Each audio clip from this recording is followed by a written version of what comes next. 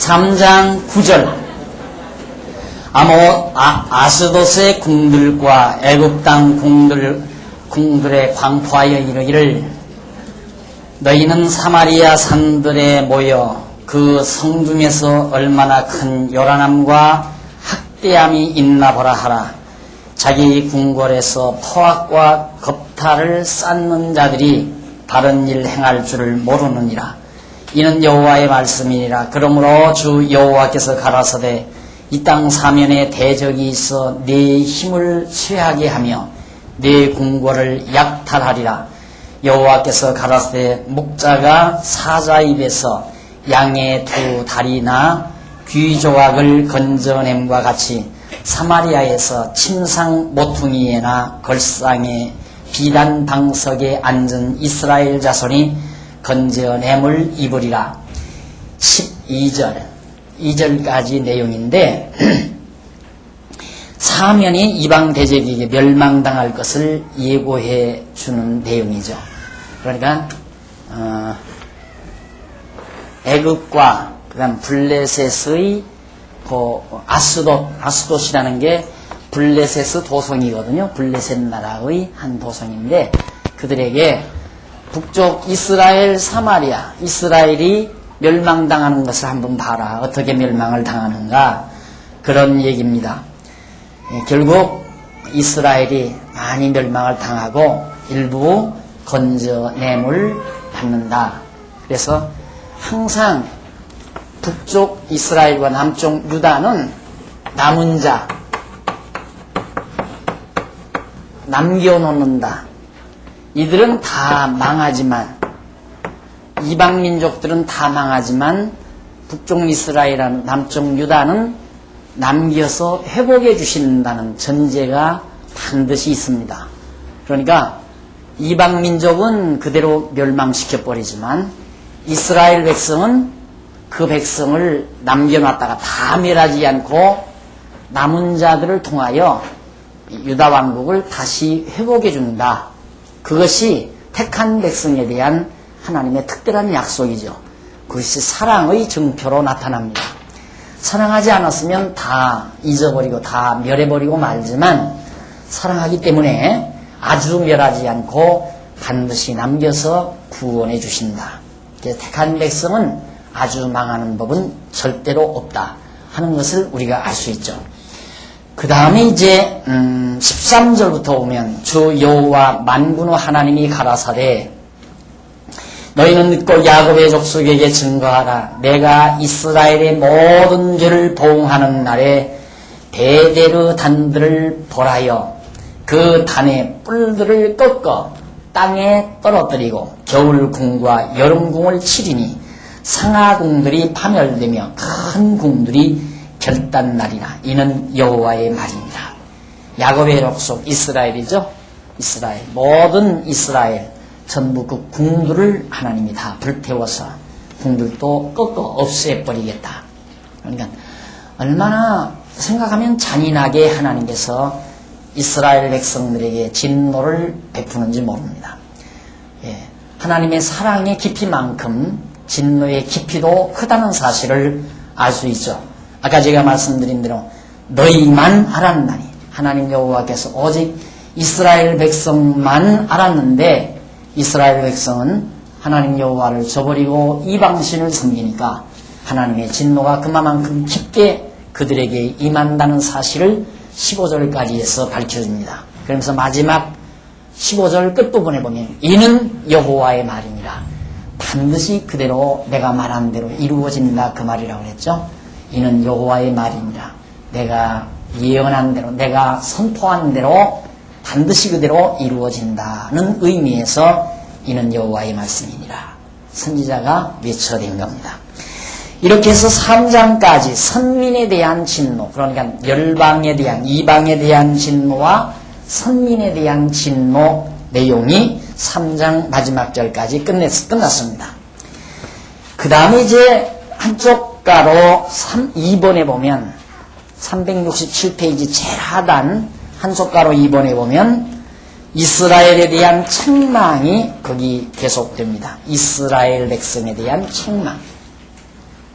그 책망 가운데 넘어가서 368페이지 양쪽 가로 1번 백성들의 타락을 책망하는 내용입니다. 이스라엘 백성들의 타락. 어떻게 도대체 이스라엘 백성들이 타락했기에 하나님의 무서운 진노가 그들에게 임하는가 한번 확인해 보십시다. 1절로 3절에 보면 이스라엘 여자들의 타락에 대한 책망과 진노 내용입니다. 사마리아 산에 거하는 바산 암소들아, 이스라엘의 여자들을 암소로 비유를 합니다. 암소들아, 이 말을 들으라.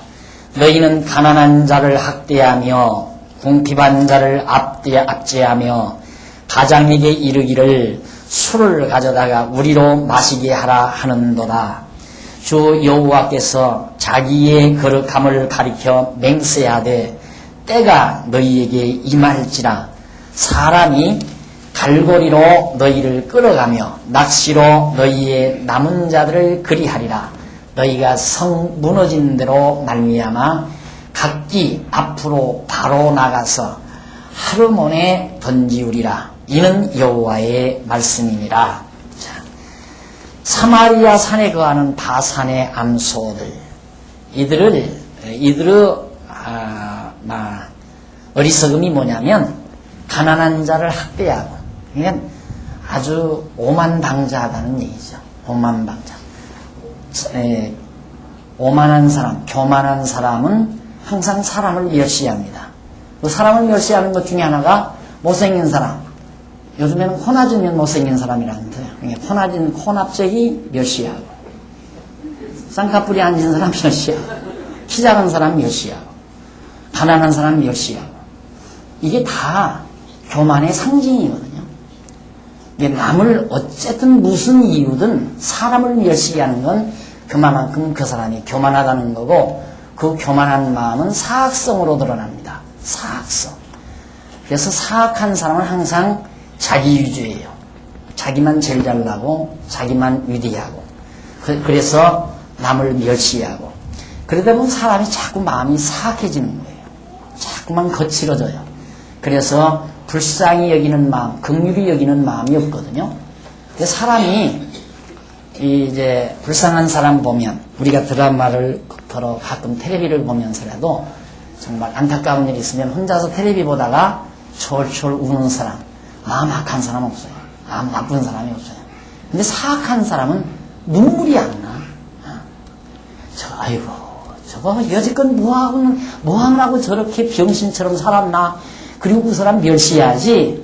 아이고, 안타깝다. 정말 얼마나 마음이 아플까. 이런 쪽으로 마음이 가는 게 아니라, 아이고, 병신 같은 거.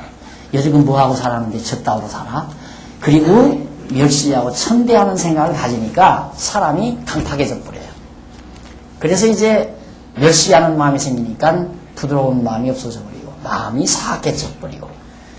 이스라엘 사람들이 바로 그랬다 이 말이에요. 가난한 자를 학대하며 궁핍한 자를 압제하며 가장에게, 집안의 남자들에게, 가장에게 이르기를 술을 가져다가 우리로 마시게 하라. 결국은 이 개인주의라고 하는 것이, 개인주의, 그러니까 자본주의 사회에서 이제 개인주의가 만연되잖아요. 만연되는데, 이게 이제 그거로 가는 데는 반드시 이제 마약 문화로 가게 되는 원리를 제가 늘 말씀을 드리죠. 왜 마약 문화로 가는가? 사람이라는 게 이제 이 개인주의, 자본주의, 이 세계는 사람을 자꾸 거칠게 만들고 사악하게 만드는 거거든요. 왜? 네 것을 내가 뺏어야 내 것이 되니까. 무슨 방법으로든지 뺏어야 된다 이거예요. 그러니까 예를 들어서 좋은 제품을, 저 사람 것보다 내가 더 좋은 제품을 만들어야 되겠다. 그걸 일방적인 한쪽 측면에서만 사람들이 보는 거야. 그렇게 하면 더 발전이 되겠다. 그쪽만 생각하는 거거든요. 그러나 저 사람의 제품을 짓밟아버리고 내 제품으로 이기기 위해서는, 내 제품을 팔아서 이기기 위해서는 내가 더 좋은 제품을 연구해야 되겠다. 벌써 출발 자체가 사악한 마음으로 출발하거든요. 그게 바로 경쟁사회에서 어쩔 수 없는 사회예요. 개인주의 사회에서는 경쟁을 안 붙일 수가 없어요. 그러니까 경쟁 자체가 사악한 거 아니에요. 벌써 딱 8놈, 운동 경기장에 8놈 딱 세워놔요. 딱 이제 막 총포 막 터트리면 막 뛴다 이 말입니다. 벌써 8놈이 나서가지고 전부 너 임마 가다 그냥 다리가 팍 꺾어져 버려요. 1등 가려면 내가 1등만 안 가면 그 다음 내가 1등 가야 하니까. 그런 생각 안 할 수 없다 이 말이에요. 저놈의 사업 어떻게 안 망하나? 저 부도 안 나나? 그래서 사람들이 점점 사악하게 되지니까 옆을 생각하지 않는 거예요. 옆을 좌우 옆을 생각하면서 연민의 정을 느낄 때 사람이 마음이 부드러워지고 아름다워지게 되고 거기에서 아름다운 문학이 나오고 아름다운 작품이 나오고 그러는 법인데 이놈의 경쟁을 붙여놓으니까 사악해져 버리니까 그 다음 만족할 곳이라고 하는 것은 약물에 의한 것밖에 없어요. 술, 마약 이런 어떤 외부적인 작용 그런 것들에 의해서 자기 만족을 취할 수밖에 없어요. 그래서 자꾸만 쾌락 문화가 범람하게 되지요. 인간은 그쪽으로 자꾸만 끌려가게 되지고요. 요즘 아이들 점점 그렇게 자라가고 있잖아요. 그런 문화 풍토 속에서 자라가니까. 그러니까 정말 사람들이 그렇게 오만방자에서 궁핍한 자나 또한 학대당하는 자들 이런 자들을 보고 불쌍히 여기고 긍휼히 여기는 곱고 아름다운 마음을 간직할 수 없는 이것이 벌써 이스라엘 사회의 부패상이란 말입니다. 그래서 자기를 만족시키기 위해서는 술을 가져다가 술에 취해서 술의 힘으로 자기 만족을 추구하려고 하는 그 순간은 기분 좋잖아요. 근데 그것은 술에 의해서 순간적으로 그게 이제 어느 정도까지는 건강에 좋다고 다들 그러잖아요. 그런데 그 술이 나중에는 술을 청하게 되고 술을 청하게 되면 결국에는 술이 인간을 삼켜버린다고 그러잖아요. 그러면 결국에는 인간이 망쳐지는 건데 사람이 가장 좋은 것은 자기 마음 속에서 따뜻한 마음을 가지고 취하는 것. 그거 이상 종이 없습니다. 가장 정로예요. 따뜻한 마음을 가지고 푹 취하는 그런 삶, 그런 모습. 그것이 건강에도 맞다지요. 진짜 건강. 그러니까 아이를 기르는, 귀염둥이를 기르는 어머니가 병나는 법 없습니다. 그렇잖아요. 어린아이, 막 자라는 어린아이 품에 품고 늘 정말 그 아이를 사랑스러워하고 그 아이에 대한 정을 쏟고 하면서 가슴 따뜻하게 여기는 어머니가 병드는 법 없어요. 대부분. 그런데 이제 아이를 다 놓고 끝나고 나서 그 다음 이제 쑤시고 아프고 저리고 뭐 어디가 뽀긋동대고 찌그덕 소리 나고 다 그렇게 되시는 거 아니겠어요? 사람이 점점 사악해져 가니까. 마음을 곱고 아름답게 가지면 아이들이 왜 그렇게 정말 힘이 솟고 아이들이 왜 그렇게 살길이 보들보들합니까?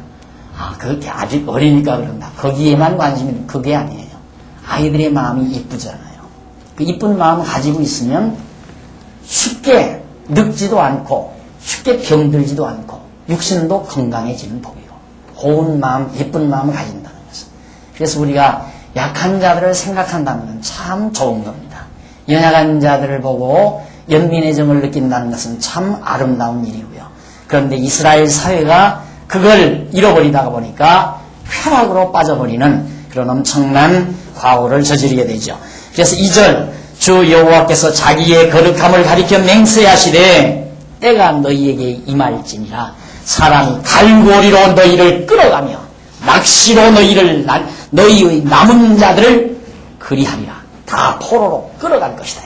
갈고리로 꿰서 끌어가고 낚시로 끌어가고 그리고 너희 성 다 무너지는 대로 말미암아 각기 앞으로 바로 나가서 하루몬에 던지우리라. 이는 여호와의 말씀입니다. 이스라엘의 패역한 죄를 말합니다. 그리고 4절 너희는 베델에 가서 범죄하며 길갈에 가서 죄를 더하며. 베델과 길갈에는 금송아지가 한 마리씩 있습니다. 처음에 여로보암이 북쪽으로 가서 나라를 따로 세울 때 여로보암이 남쪽 유다 예루살렘으로 백성들이 자꾸 가서 하나님 앞에 제사할까 봐서 여로보암이라는 사람이 그물을 걷어와 가지고 금송아지 둘을 만들어서 하나는 베델에다가 하나는 길갈에다가 저 베델 양쪽에다 이름을 놔두고 사람들이 통행하기에 좋게 멀리 안 가도 제사를 드리게. 그래서 금송아지 만들어서 제사 드리게 했다 이 말이죠. 그러니 하나님이 얼마나 열불나겠어요. 생각해 보세요. 하나님이 얼마나 열불나시겠는가. 하나님이 그렇게 사랑해서 애굽 땅에서 성도였던 집에서 인도해내가지고 저 아름다운 복지 땅에서 살게 해 주었건만은 이스라엘 백성은 하나님 여호와를 거역하고 우상을 섬기게 됐으니까 지금 그 얘기예요. 베들에 가서 범죄하며 길갈에 가서 죄를 더하며 아침마다 너희 희생을 3일마다 너희 11조를 드리며 금송아지에다가 11조 드리고 제물도 드리고 누룩 넣은 것을 불살라 수은제로 드리며 낙헌제를 소리내어 광포하려무나 이스라엘 자손들아 이것이 너희의 기뻐하는 말이라. 이는 주 여호와의 말씀이니라. 가서 우상이나 섬기라. 금우상이나 잘 섬기고 살아라. 그런 얘기입니다. 또 6절 내가 너희 모든 성에서 너희 일을 한가하게 하며 너희 각처에서 양식이 떨어지게 하였으나 너희가 내게로 돌아오지 아니하였느니라. 이는 여호와의 말씀입니다. 하나님께서 일 없게 만들었어요. 한재가 오니까 뭐 농사 지을 것도 없고 거두어 드릴 것도 없고 배가 고프잖아요. 그런데도 하나님 여호와께 안 돌아와요. 그러니까 작은 아픔이 있을 때 빨리 돌이키는 것이 슬기죠. 그러니까 엄마가 아기가 잘못할 때 엄마가 얘야 그러면 안 된다 이놈 그러면 안 돼 하고 나무라 그렇게 타이를 때 들으면 더 슬기로 나이죠. 그런데 그 다음 안 들어요. 그러니까 손으로 너 그러면 안 돼 하고 딱 등을 치면서 한마디 했을 때 아이고 엄마한테 맞겠구나 하고 돌아서면 그래도 얼마나 슬기로워요. 여전히 고집수가 안 들으니까 그 다음에 해초를 맞아야 되고 더 큰 아픔을 겪어야 되고 저도 울어야 되고 엄마도 울어야 되는 아픔을 겪어야 하는 것이 미련한 삶이듯이 이스라엘 백성이 그 모습이란 말입니다. 한재가 와서 배가 고프면 우리가 하나님 여호와를 저버리고 살기 때문에 하나님께서 우리에게 이런 아픔을 주시는구나 하고 얼른 돌아와서는 얼마나 좋아요. 안 된다 이 말입니다. 7절 또 추수하기 석 달 전에 내가 너희에게 비를 멈추어 어떤 성읍에는 내리고 어떤 성읍에는 내리지 않게 하였더니 땅 한 부분은 비를 얻고 한 부분은 비를 얻지 못하였으며 말랐으며 얻지 못하여 말랐으며 두세 성읍 사람이 어떤 성읍으로 비틀거리며 물을 마시러 가서 만족히 마시지 못하였으나 너희가 내게로 돌아오지 아니하였느니라. 이는 여호와의 말씀입니다. 이 좁은 땅 이거 이 좁은 땅 하나님께서 이 땅에서 어떤 성에는 비를 좀 흡족해 주고 어떤 성에는 아예 안 줘봤어요. 그러면 그래도 깨달아야 되잖아요. 가서 물이 없으니까 거기 가서 물을 얻어 먹어도 만족히 못 얻어 먹고 오는 상태. 이렇게까지 하나님이 했는데도 못 깨닫고 어쩌다가 구름이 우리한테 비켜갔구나 이렇게 생각하죠. 안 그래? 요즘도 그러잖아요. 요즘 지금 남쪽에는 비 오거든요. 그러니까 구름이 남쪽에 걸쳐서 비 오는구나 이렇게 생각하지 하나님께서 남쪽에 지금 비가 오게 하시는구나 이렇게 생각하는 사람 별로 없단 말입니다. 이렇게 자꾸 얘기를 할 때 맞아 비도 하나님이 오게 하셔야 해 이렇게 생각하지 비가 오고 안 오는 거 오늘 구름 꼈네 비 올란가 보다. 자연현상만을 우리들이 늘 생각하고 살아요. 모든 범사가 하나님의 주관권에 달려있다는 사실을 잊어버리고요. 그러니까 항상 김동완 통봉한 병신 노릇하잖아요. 자 지금 태풍이 불어옵니다. 서해바다라고 할지 동해바다라고 할지 자기가 어떻게 알지. 성경에도 있잖아요. 바람이 어디서 불어서 어디로 가는지 아무도 모르게 돼 있어요. 아무도. 누구만 하나님만 알게 돼 있다 이 말이죠. 요즘 보라 중국이 우리와 협조를 안 해서 자꾸 틀린다네. 협조하면 얼마나 잘 맞는지 봐야죠 이제. 금방 오늘 비 온다고 했다가 또 갑자기 바람이 뭐 어떻게 불어가지고 오늘은 비 안 옵니다 이러구나. 하나님께서 정말 요즘에 뭐에서 그게 나오더라. 21세기에 뭐 천지재변 무슨 프로에 그거 나오더라고요.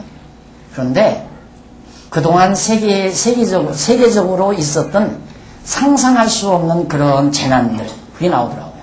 그런데 뭐 파리재앙도 나오고 막 그 벌레재앙도 나오는데 애국에 파리재앙이 있었잖아요. 개구리재앙 이런 것들.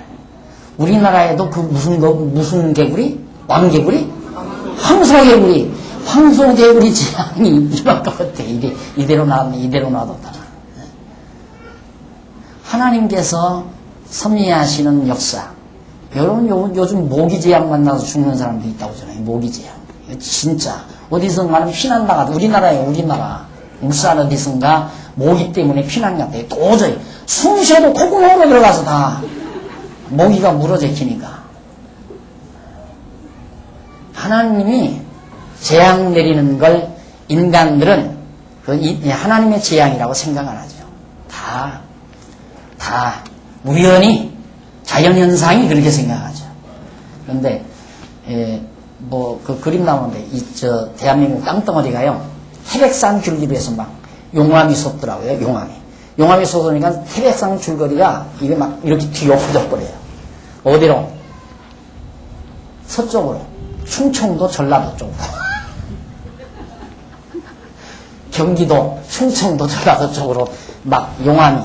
그러니까 거기서 용암 쏟아지면 동해로 흐르는 게 아니라 이쪽으로 흘러요. 이쪽으로 다. 이제 땅덩어리, 손바닥만한 땅덩어리 안에 살면서 뭐가 잘났다고 하나님 앞에서. 예?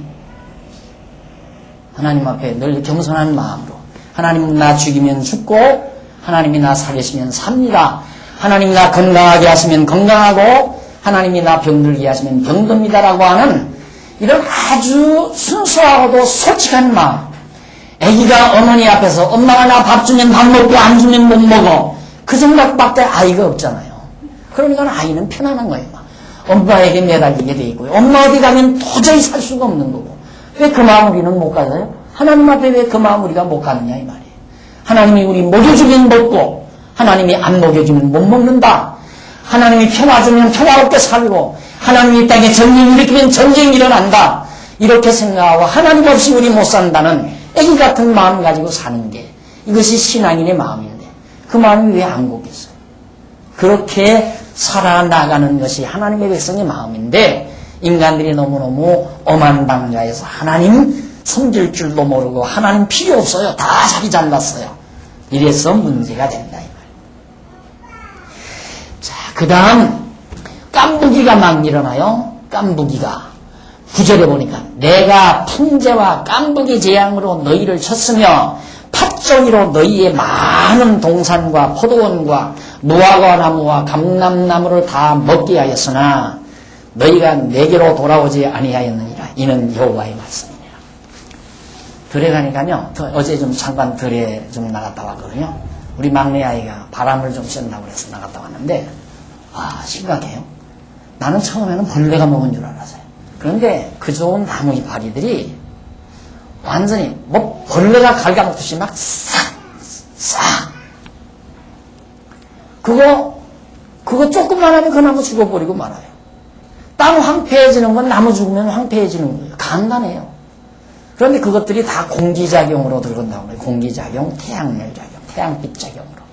그러니까 재앙이라는 게 무슨 정말 엄청난 어떤 우리가 큰 대변형만 일어나야 재앙이 일어나는 게 아니라 생태계 하나 파괴됨으로 점점 이루어져가는 자연계의 파괴.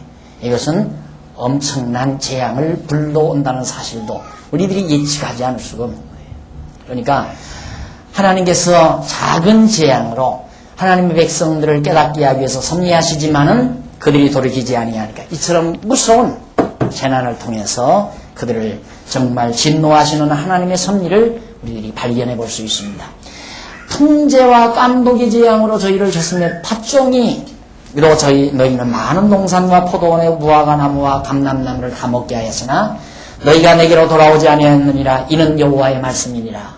내가 너희 중에 연병이 임하게 하기를 애굽에서 한 것처럼 하였으며 칼로 너희 청년들을 죽였으며 너희 말들을 노략하게 하며 너희 진의 악취로 코를 찌르게 하였으나 너희가 내게로 돌아오지 아니하였느니라. 이는 여호와의 말씀이니라.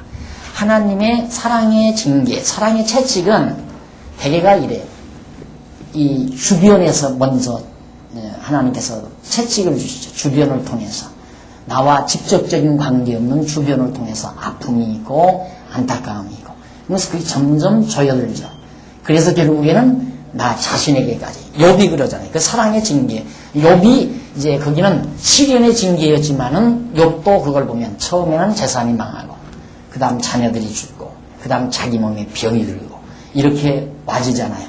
그런 것처럼 우리 하나님의 백성들에게 깨닫게 하시는 하나님의 섭리가 그런 과정을 통해서 우리에게 주어진다는 사실을 알 수 있습니다. 그 다음 여기 보면 내가 너희 중의 성읍 11절 너희 중 성은 무너뜨리를 하나님 내가 소돔과 고모라를 무너뜨린 같이 하였으므로 너희가 불붙는 가운데서 빼낸 나무 조각같이 되었으나 너희가 내게로 돌아오지 아니하였느니라. 이는 여호와의 말씀이니라. 하나님이 아프게 하는 것은 돌아오라고 늘 하시는 건데 돌아오지 않았다. 그러므로 이스라엘아 내가 이와 같이 내게 행하리라. 내가 이것을 내게 행하리니 이스라엘아 네 하나님 만나기를 예비하라. 이제 너희들이 이래도 저래도 안 돌아오니까 이제 내가 이렇게 행하겠다. 이제는 네가 할 수 없이 나한테 돌아올 거다 이거예요. 그러니까 나 만나기를 준비하라. 나 만나게 된다. 대저 산들을 지으며 바람을 창조하며 자기 뜻을 사람에게 보이며 아침을 어둡게 하며 땅의 높은 데를 밟는 자는 그 이름이 만군의 하나님 여호와니라. 만군의 하나님. 예, 우주 만물을 모든 만물을 다 주관하고 다스리시는 그런 그분이 누구냐? 이름이 만군의 하나님. 이 만군의 하나님은 역시 승자의 하나님. 대적과 싸워서 이기시는 하나님이시다. 그런 얘기입니다. 그러면서 이제 5장 넘어가가지고 5장에서는 권면과 진노의 예언입니다. 앞에서는 백성들의 타락을 책망했죠. 너희들이 왜 이렇게 타락했느냐. 이렇게 내가 너희를 불러도 돌아오지 않고 왜 그렇게 부패했느냐고 책망을 했는데 이제 5장부터는 권면을 해요. 그리고 권면하면서 진노할 걸 예언합니다. 이스라엘 족속아 내가 너희에게 대하여 애가로 지은 이 말을 들으라. 슬픈 노래로 내가 지어놨다. 슬픈 노래. 처녀 이스라엘이 엎드러졌으니요 다시 일어나지 못하리로다. 엎어버리겠다 이 말. 이스라엘 자기 땅에 던지우며 일으킬 자 없으리로다. 엎어졌는데 아무도 일으켜주는 자가 없다. 주 여호와께서 가라사대 이스라엘 중에서 1000명이 나가던 성읍에는 100명만 남고 100명이 나가던 성읍에는 10명만 남으리라 하셨느니라. 이스라엘 성읍에서 1000명이 드나들던 성읍에서는 100명 남고 다 엎어져 버린다. 100명이 드나드는 성읍에서는 10명 남고 다 엎어져 버린다. 하나님이 그렇게 멸하시겠다 이 말이에요. 그러니까 그만큼 인간이 강팍해요. 참 인간의 강팍성이라고 하는 것은 내가 늘 끝장나야 끝장난다고 하잖아요. 끝장나야 끝장난다. 안 그러면 자기 설복을 안 해요. 자기 설복. 하나님 앞에서 자기를 빨리 포기해야 되는데 죽어도 포기하지 않으려는 것이 인간의 야망이란 말입니다. 하나님을 배반한 오늘의 현대인들의 삶이 바로 그런 모습입니다. 여러분 사실 이 미래를 예측하는 미래학자들은 겁에 질려 있어요. 진짜 겁에 질려 있지만 생각해보세요. 이 보사부 장관, 요즘 보사부입니까? 아마 이 수돗물 사정을 알고 있는 사람은 겁나서 하루 살기가 겁이 날 거예요. 그런데도 우리 편안하게 살잖아요. 모르니까 그냥 무식하면 편안한 거예요. 무식하면 내일 병들어 죽을 망정 우선 편안한 거죠. 아는 사람은 괴롭지만 그러니까 인간이 별것도 아닌데 정말 인간이 별것도 아닌데 카네기가 그랬다고 하잖아요. 카네기가 그런 말 했다고 하잖아요. 인간의 이 세포 중에 무슨 물질 5센트면 작은 돈 아닙니까? 5센트에 구입할 수 있는 어떤 물질이 인간 이 세포에 있대요. 그것이 우리를 지혜롭게 하고 생각하게 하고 뭘 기억하게 하고 지능활동을 하게 하는데 그 5센트면 그러니까 화학물질을 파는 데서 5센트면 살 수 있는 그 물질 그것만 제기해버리면 백치가 돼버리네. 백치. 그러니까 돈 많이 벌었던 카네기가 그런 말이에요. 5센트의 가치에 정말 백치가 되고 지혜자가 되는 존재가 뭐가 그렇게 값이 있다고 오만방자하게 살 필요가 있느냐고 그런 말 했다고 그러죠. 그러니까 인간이 하나님 앞에서 별 존재가 아니라는 것을 항상 우리는 기억하면서 겸손한 자세로 하나님 앞에 살아야 될 이스라엘 백성들인데도 하나님 앞에서 영 굽힐 줄을 모르고 돌아올 줄을 모르니까 1000명 중에 100명 남기고 100명 중에 10명만 남기겠다.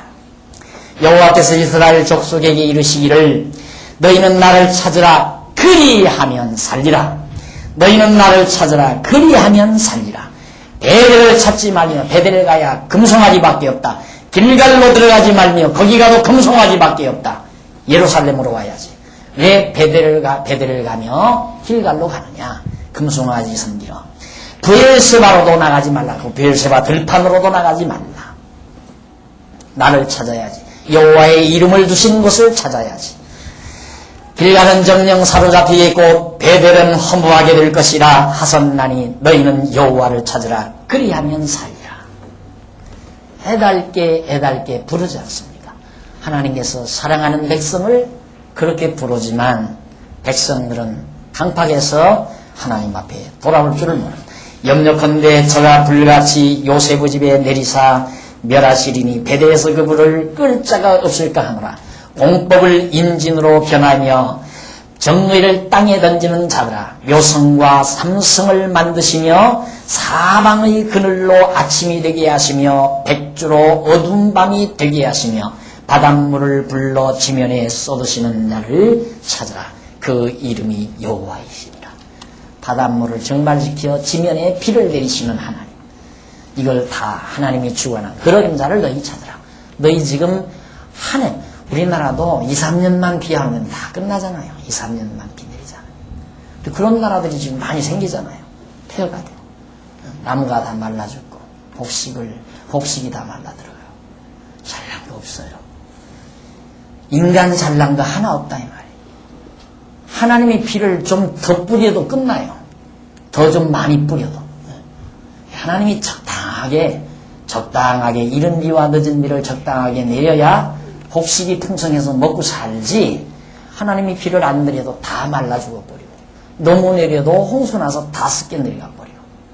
중국 같은 나라도 엊그저께 홍수가 나가지고 500몇 명이 죽었다고 그러잖아요.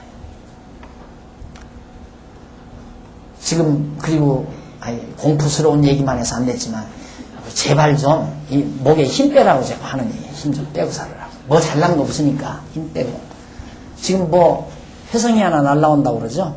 그거하고 지구하고 부딪히면 난리 난대. 여기를 향해서 지금 온대요. 어디에 부딪히. 또 소련에서 쏘았던 거 뭐 유성인가 뭐 하나가 지금 돈이 없어가지고, 소련은 돈이 없어가지고 계속 그걸 공급을 못한대. 지금 지구를 향해서 떨어질 수밖에 없대요. 그게 떨어지면 큰 재앙이 지구에 올 수밖에 없다는 얘기죠.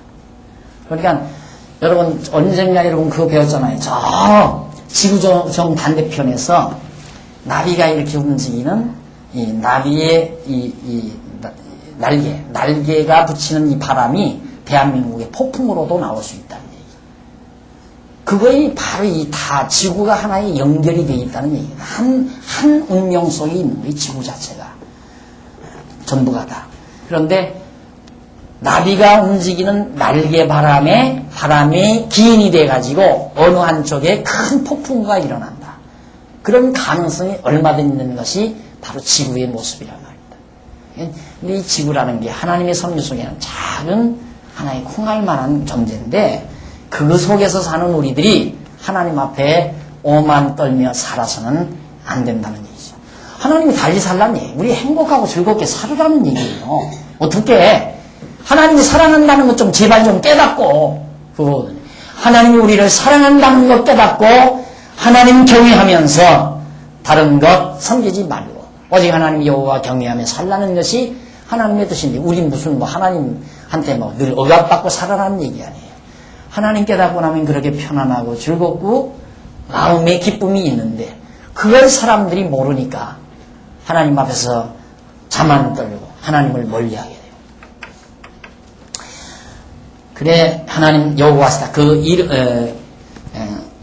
9절 저가 강한 자에게 호련히 패망이 임하게 하신 그 패망이 산성에 미치느니라. 무리가 성문에서 책망하는 자를 미워하며 정직히 말하는 자를 싫어하는도다. 너희가 가난한 자를 밟고 저에게서 미르부당한 세를 취하였은즉 너희가 비록 다듬은 돌로 집을 건축하였으나 거기 거하지 못할 것이요 아름다운 포도원을 심었으나 그 포도주를 마시지 못하리라. 너희의 허물이 많고 죄악이 중함을 내가 아노라. 너희는 의인을 학대하며 뇌물을 받고 성문에서 궁핍한 자를 억울하게 하는 자로다. 그러므로 이런 때에 지혜자가 잠잠하나니 이는 악한 때임이니라. 세상이 너무 악하게 되면 지혜자는 조용히 묵묵무답으로 있을 수밖에 없다. 그러니까 너희는 이미 도저히 지혜를 깨달을래야 깨달을 수 없게 돼 있다. 너무 사악해져 버리니까 사악한 사회에서는 지혜자가 입을 딱 다물 수밖에 없잖아요. 여러분들 또 동창이나 하면 친구들 모였을 때 신앙에 대해서 이러쿵저러쿵 얘기하다 보면 이 말을 할까 말까 하다가 아이고 해봤댔잖아 아니야 알아듣지도 못할까 입 딱 다물고 눈만 멀뚱 저것도 말이라고 하나 그러고 앉아있죠. 네? 말이 안 되는 거예요. 되질 않아요. 어느 정도 그래도 접근이 돼야 이론도 펼치고 서로 상담도 해서 내 말은 이래서 틀리고 이 말이 옳은 것이다. 이게 얘기가 되는 거지. 워낙 거리가 멀어버리면 말하기가 싫잖아요. 이스라엘의 죄악이 너무 관여하고 태역이 부패하니까 지혜자들이 아야 잠잠하고 있다. 너희는 살기 위하여 선을 구하고 악을 구하지 말지어다. 만군의 하나님 여호와께서 너희의 말과 같이 너희와 함께 하시리라. 너희는 악을 미워하고 선을 사랑하며 성문에서 공의를 세울지어다. 만군의 하나님 여호와께서 혹시 요셉의 남은 자를 긍휼히 여기시리라. 이스라엘의 여기서 다 아수르가 이제 다 치죠. 치고 많이 망하죠. 망하고 일부 잡혀가요. 포로로 잡혀가요. 그 남은 자 그들이 결국엔 나중에 이스라엘 여기 아닙니다. 일이 회복될 때 남쪽 유다가 회복될 때 같이 돌아와서 다윗 왕국 하에 백성으로서 다시 싸매을 받게 되도록 되어 있습니다. 바로 그 얘기죠. 하나님께서 요셉의 남은 자를 보호하신다. 아주 멸하지 않으시는 하나님. 그래서 꺼져가는 등불 마저 끄지 아니하시고 꺾어지는 갈대 마저 꺾지 아니하시는 하나님. 이것이 인자와 자비가 풍성하신 하나님이다. 그러니까 우리도 하나님께서 안 죽을 만큼 때려요. 안 죽을 만큼. 하나님께서 우리를 진노하실 때, 하나님께서 우리를 깨닫고 하나님 앞에 돌아오게 할 때 죽지 않을 만큼 아주 버리지는 않죠. 버리면 안 되잖아요. 버리면 안 되니까 하나님이 반드시 택한 백성은 아주 버리는 법은 없으니까 하나님이 반드시 구원하신다.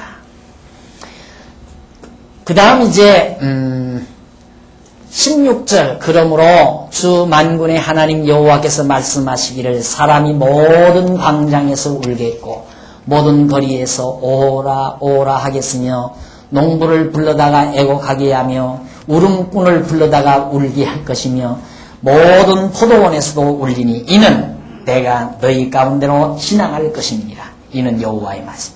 여호와의 진노 여호와께서 한 번 지나가시면 엄청난 진노가 이스라엘 백성에게 임하니까 너희는 통곡하고 울게 된다. 18절로부터 그 이야기는 화 있을진저 여호와의 날을 사모하는 자여 너희가 어찌하여 여호와의 날을 사모하느냐. 여호와의 날을 왜 사모하겠어요? 그러니까 계속 악을 행하는 건 여호와의 진노의 날을 기다리고 사모하는 자라 이 말이죠. 비꼬는 얘기죠. 사모하느뇨. 그날은 어두움이요 빛이 아니라 마치 사람이 사자를 피하다가 곰을 만나거나 혹 집에 들어가서 손을 벽에 대었다가 뱀에게 물린 같도다. 여호와의 날이 어찌 어두워서 빛이 없음이 아니며 캄캄하여 빛남이 없음이 아니냐. 그러니까 피할 수 없다 이 말이죠. 반드시 사자를 피하면 곰을 만나게 되고 집에 들어가서 벽에다가 손을 대니까 뱀이 물고 피할 수 없이 너희에게 재난이 오도록 되어 있다. 21절로 마지막 27절까지 가증한 제사에 대한 책망과 진노입니다. 하나님이 제일 싫어하는 거죠. 가증한 제사. 내가 너희 절기를 미워하여 멸시하며 너희 성회들을 기뻐하지 아니하나니 너희가 내게 번제나 소제를 드릴지라도 내가 받지 아니할 것이요 너희 살진 희생의 화목제도 내가 돌아오지 아니하리라. 네 노래소리를 내 앞에서 그칠지어다. 네 비파소리도 내가 듣지 아니하리라. 오직 공법을 물같이 정의를 하수같이 흘릴지로다. 공법을 물같이 정의를 하수같이 흘리란 말은 구별된 백성으로서의 윤리와 규례를 지켜 행하라. 그 윤리와 규례를 지켜 행하면 하나님 여호와를 경외할 수 있게 되지니까 그 얘기거든요. 그러니까 완전히 부패해져 버리니까 이방 민족들의 이런 나라들이나 똑같아요. 생활 사는 거이 다 똑같이. 오늘 예수를 믿는 사람들이 믿지 않는 사람이나 똑같은 방법으로 살아가 버리면 결국 하나님 여호와 잊어버리고 타락하는 것처럼 같은 얘기죠. 이스라엘 민족들이 정말 하나님의 윤리와 규례대로 살라는 대로 살면 우상 섬기지 않고 이방 민족과 다르게 살게 되지만은 이들이나 똑같이 이방 민족들이나 같이 불법을 행하고 공의를 행치 아니하고 윤리와 규례와 법도를 지키지 아니하니까 하나님 여호와 잊어버리고 그들이 섬기는 우상 섬기며 살게 된다. 그러니까 너희는 정말 공의를 행하고 법도를 지켜 행하라. 그 얘기가 바로 그런 의미에서 하시는 말씀입니다. 그러면서 이스라엘 족속아 너희가 25절 이스라엘 족속아 너희가 40년 동안 광야에서 희생과 소제물을 내게 드렸느냐 너희가 너희 왕 식굿과 너희 우상 기운 곧 너희가 너희를 위하여 만들어서 신으로 삼은 별 형상을 지고 가리라. 내가 너희를 다메섹 밖으로 사로잡혀 가게 하리라. 그들이 자기들의 왕을 만들었어요. 우상이죠. 식굿이라는 우상과 기운이라는 그러한 우상들을 만들어서 그들이 신으로 섬겼는데 그들을 별신이죠. 별신.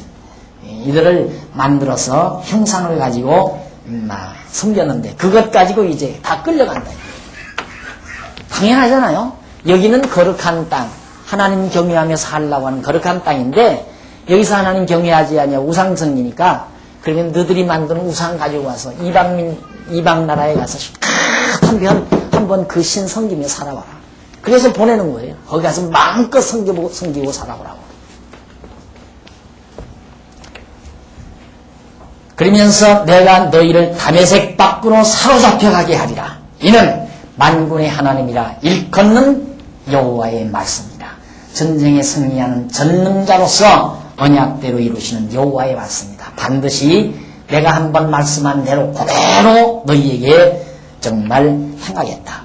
그러면서 권면과 진노를 예고한 내용이 5장 마지막 절까지 소개됐습니다. 그 다음 이제 6장에 가보면 6장은 지도자의 타락이죠. 가장 문제가 이스라엘 백성들을 지도하는 지도자들이 타락해버리니까 백성들은 알재간이 없잖아요. 지도자가 옳게 가르쳐줘야지 지도자가 옳게 가르쳐주지 아니하면 백성들이 어쩔 수가 없는 거죠. 모르니까. 그래서 이 지도자 된다는 건 참 무서운 일입니다. 그런데 왜 그렇게 요즘 목사 되려고 하는 사람들이 많은지 모르겠어. 왜 그렇게 목사가 되려고. 내가 항상 지도자 된다니 차라리 다른 지도자는 괜찮아요. 뭐 공사판에 십장이 된다거나 이건 어차피 돈 벌려고 나선 거니까 적당히 해서 돈 벌면 되는 거지만 이건 영혼 문제 아니에요. 영혼 문제. 에? 교회 지도자가 된다는 건 영혼에 관한 문제니까 그래서 제가 이 뻥끗을 못 하잖아요. 그냥 성경만 읽고 말하는 이유는 그때 가서 이제 하나님 혹시 너 마음에 이렇게 잘못 가르쳐서 하나님이 그랬으면 아이 그때 제가 그 글자를 내가 잘못 봤네요. 들릴 수 있지. 성경대로 가르쳐놓으면요. 안 그래요? 그러니까 하나님이 어쩌지 못하게 어쩔 수 없게 하나님이 가르치라는 대로만 가르칩니다 하고 그래서 성경만 읽고 이렇게 가르치는 거예요. 다른 이유 없어요. 예를 들어 뭐 대학 교수를 하거나 중고등학교 교사를 한다면 이렇게 안 가르치죠. 교과서대로 안 가르쳐요. 내 마음대로 가르치죠. 내 마음대로. 그건. 그러나 교회는 그럴 수가 없잖아요. 오직 성경이 뭐라고 얘기했는가 이 말만 가르쳐 주면 나는 문제될 게 없잖아요. 나야. 성경대로 가르칠 거니까. 그래서 이 지도자라는 게 참 중요한데 이스라엘 민족들의 지도자들은 자기 생각대로 가르치는 거예요. 자기 생각. 우선 여로보암부터 보세요. 아까 말씀드렸습니다. 여로보암부터 생각이야 그럴듯하죠. 북쪽에 가서 나라를 세웠는데 하나님 섬기는 성전은 남쪽 유다에 있단 말입니다. 그러니까 백성들이 자꾸 이쪽에 가서 하나님 섬긴다고 가다 보면 마음이 헷갈려가지고 다 전향해버리면 어떡해. 똑같죠. 지금 북한하고 남한하고 서로 교류하자. 왕래하도록 하자. 김정일이가 왜 그걸 싫어해요? 왕래에서 우리 남한에 와서 대한민국에 와서 서울거리 승용차 돌아다니는 것만 봐도 그냥 기절해서 다 넘어가 버릴 거니까. 안 그래? 일반 백성들은 물론 거기 고급 간부들이야 다 알면서도 모르는 척하고 절대 안 보여주지만 일반 백성들 넘어와서 서울 와서 서울거리만 봐도 여지껏 계속 듣는 것은 서울 사람들 다 굶어 죽고 깡통 차고 지금 밥 얻어 먹으러 다니라고 정신없다고 그렇게 만들어 왔는데 와보니까 깡통 찬 사람은 없잖아요. 마이크 들고 눈 감고 돌아다니는 사람은 있어도 깡통 들고 다니면서 밥 달라고 하는 사람은 지금 없어요, 대한민국에. 그러니까 말이 안 되는 얘기예요. 그러니까 절대 왕래 못하게 하는, 죽어도 왕래 못하게 하는. 그러듯이 여러분도 마찬가지죠. 여기 가서 예루살렘 성전에 가서 제사 드리다 보면 우리가 다윗 왕국 밑에 있어야지 여기 북쪽으로 가면 안 되겠구나. 다 전향하고 내려올까 봐서 딱 차단해버리고 야 길갈에 하나 베델에다가 하나 금우상 만들어놓고 거기 가서 제사 드리라. 얼마나 영리한 생각입니까? 통치자로서는.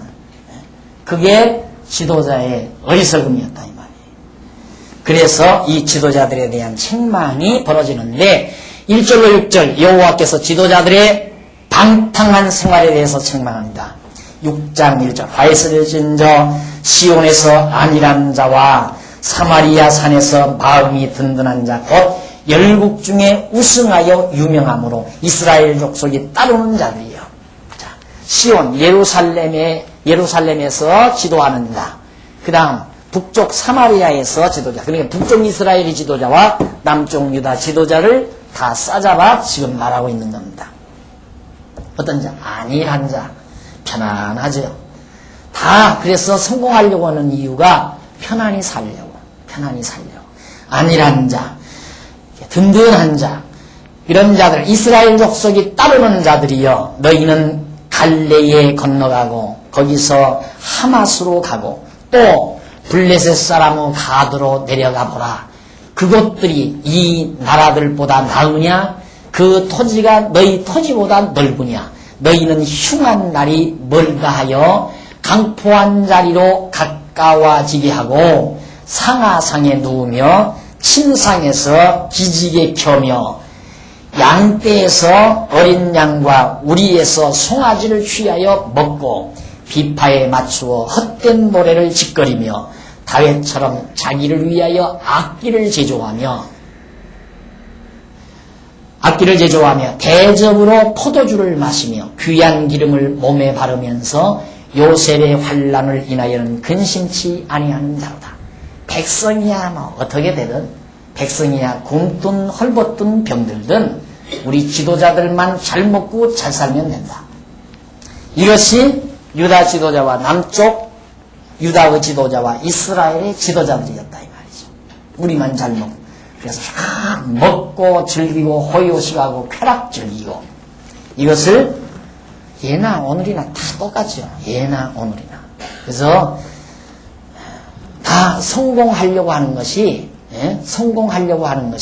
지도자가 돼서 그렇게 쾌락을 즐기고 부와 영화를 누리며 살고자 하는 기본 목표를 가지고 있기 때문에 그래 만군의 그러므로 저희가 7절 그러므로 저희가 이제는 사로잡히는 자 중에 앞서 사로잡히리니 기지개 켜는 자의 떠드는 소리가 그치리라. 쫙 먹고 그 다음 배가 불러오니까 기지개를 한번 꽉 켜야 배가 늘어나서 좀 편안해지잖아요. 그죠? 쫙 먹은 다음에 막 기지개를 한번 켜야 돼. 배가주락이 늘어나요. 그러게야 좀 편안하게.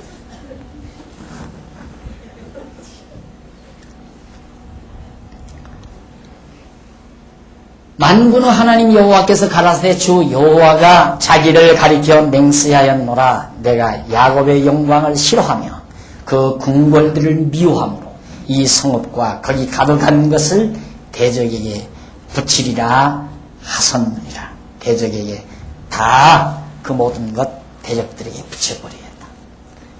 지도자들 왕들이 누렸던 이스라엘 왕들 남쪽 유다 왕들이 누렸던 영화와 부귀 그리고 그 왕궁들 그거 다 이방 왕들의 손에다 붙여버리겠다. 한 집에 10사람이 남는다 하여도 다 죽을 것이라.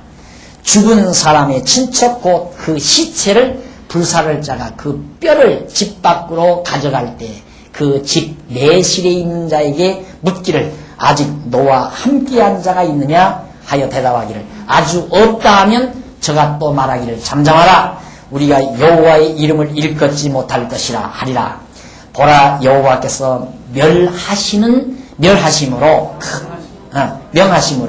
여호와께서 명하심으로 큰 집이 침을 받아 갈라지며 작은 집이 침을 받아 터지리라. 예. 지도자들의 집들이 다 망하게 될 것을 지금 밝히고 있습니다. 그 다음 12절 말들이 어찌 바위 위에서 달리겠으며 소가 어찌 거기 밭 갈겠느냐. 바위 위에서 소가 밭을 갈 수 없고 말들이 바위 위에서 달릴 수 없다. 그런데 너희는 공법을 쓸개로 변하며 정의의 열매를 인진으로 변하며 허무한 것을 기뻐하며 이르기를 우리의 뿔은 우리 힘으로 취하지 아니하였느냐 하는 자로다. 자기 힘을 자기의 뿔로 취하는 자, 자기 능력으로 산다고 하는 자들이다. 이 지도자들이 다 그러고 있었어. 우리가 나라를 다 잘 다스려서 우리가 능력이 있어서 우리가 힘이 있어서 이방 나라들이 쳐들어오지 못하고 우리가 편안하게 살았다. 이렇게 생각한다 이거죠. 그게 아닌데 하나님이 이들을 보호하고 지켜주었기 때문에 쳐들어오지 못하고 결국 나라가 평안했던 것인데 지도자들은 자기들의 힘을 믿고 살아갔다. 늘 제가 그렇게 말씀드리잖아요. 하나님이 제일 싫어하는 게 뭔가? 자기를 믿는 걸 제일 싫어해요. 그런데 예수 믿으라면 내 주먹을 믿으라 한다고 해요. 내 주먹을 믿으라. 하나님이 제일 싫어하는 거예요. 자기를 믿는, 자기 힘을 믿는. 그런데 사실 우리는 가끔 깜짝깜짝 놀래야 되죠. 살다가 보면 어느 순간 아내들은 남편을 믿고 사는 경우도 있고요. 또 부모들은 나이 들어선 부모들은 자식들을 믿고 사는 경우도 내 자식이 저렇게 점점 자꾸 공부도 잘하고 좋은 대학도 간 거 보니까 앞으로 저는 믿고 노후 생활은 편안하겠구나. 이렇게 얼른 자기도 모르게 그런 생각이 들잖아요. 그거 하나님이 바로 싫어하는 거거든요. 아무도 힘이 될 수가 없는 건데 하나님 앞에서. 그런데 우리는 가끔 가다가 하나님이 이유의 것을 힘으로 생각하고 살아가려는 어리석음을 간직할 때가 많다고 합니다. 그래서 너희는 어디요? 1절이 14절. 네. 만군의 하나님 여호와께서 가라사대 때 이스라엘 족속아 내가 한 나라를 일으켜 너희를 치리니 저희가 하맛 어구에서부터 아라비아 시내까지 너희를 학대하리라. 자. 이 아수르 한 나라가 이 아수르가 하맛 어구라는 게 하맛이라는 게 이 가나안 땅 북단에 있어요. 하맛. 그래 여기서부터 바로 하수까지 여기까지 쫙 몽땅 다 학대한다. 그 말이에요. 하맛 어구에서부터 아나바 시내까지 너희를 학대한다. 그런데 그대로 아수르가 그 후에 721년 아모스는 750년에 그렇게 예언을 했는데 721년에 그대로 정말 아시리아 제국주의자들이 와서 결국 이스라엘을 치고 멸하는 그런 역사. 그리고 그 뒤에 이제 바벨론이 또 들어와서 남쪽 유다도 치고 다 정복해버린 그런 역사를 우리는 이미 역사서에서 다 공부했습니다. 그 다음 이제 7장 넘어갑니다. 7장 넘어가는데 7장에 보면 세 차례의 이상을 보여줘요. 누구에게? 거기서 다윗 왕국 회복입니다. 다윗 왕국의 회복. 응? 뭘? 회복 이상. 한쪽 가로? 3번이죠? 다윗 왕국의 회복인데 이 회복에 대한 이상을 보여줘요. 이렇게 회복해 줄 것이다. 하나님께서. 그 회복의 모습. 그러니까 이거 보세요. 하나님께서 긴 노를 예언하고 하나님이 재앙을 주실 것을 예언해놓고 그걸로 끝내는 게 아니에요. 그럼 절망이죠, 완전히. 그래서 절망은 없습니다. 하나님의 택한 백성들에게는 절대 절망이 없다. 하나님이 그렇게 호되게 책망하시고 진노하신다면서 그러나 내가 반드시 회복해준다. 어떻게? 이런 모습으로 회복해준다. 그 이상을 바로 아모스에게 자세하게 보여주는 것이 7장부터 나옵니다. 보고 싶죠?